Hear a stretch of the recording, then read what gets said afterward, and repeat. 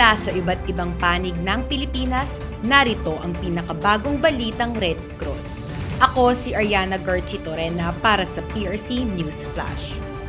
Kasalukuyang nasa Camarines Sur sina PRC Chairman at CEO Dick Gordon, Secretary General Gwendolyn Pang, at mga PRC staff na mula sa Philippine Red Cross National Headquarters.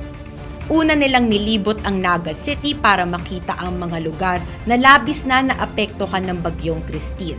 Naroon din sila para mamahagi ng relief items, kamustahin ang mga residente, at i-assess ang lugar para sa mga pangangailangan pa ng komunidad roon.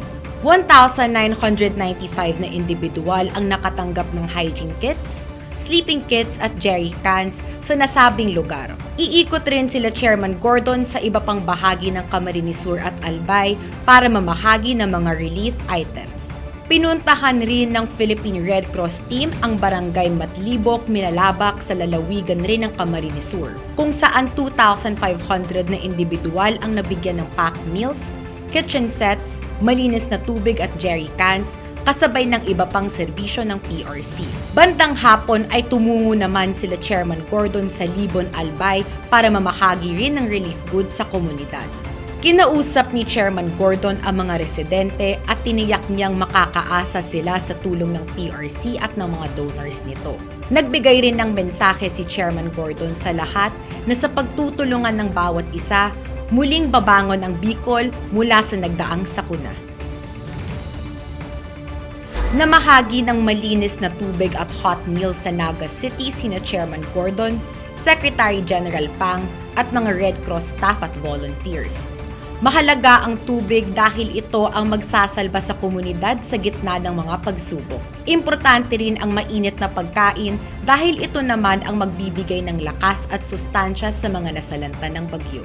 Sabi ni Chairman Gordon, di pababayaan ang komunidad at di titigil ang Philippine Red Cross na mamahagi ng pangunahing pangangailangan ng mga tao, sa tulong na rin ng mga volunteers at donors. Bakas sa mukha ng mga residenteng naapektuhan ng Bagyong Christine, ang saya ng makadaupang palad nila ang Philippine Red Cross, lalo na sina Chairman Gordon at Sec Gen Pang. All ears naman si Chairman Gordon sa mga residente at niraramdam niya ang mga kwento, karanasan sa sakuna at mga pangangailangan nila.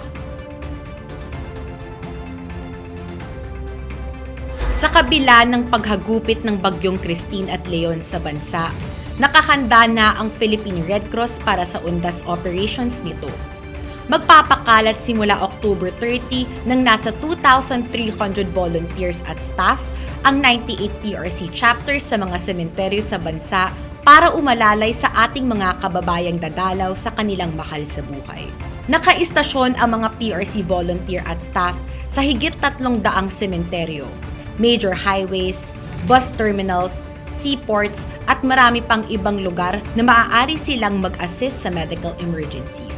Ang undas operations ng PRC ay magtatagal hanggang November 3. Makakaasa ang ating mga kababayan na may 100 foot patrol, 60 ambulansya at 159 welfare desks na itatayo para umalalay para sa kanilang pagbisita.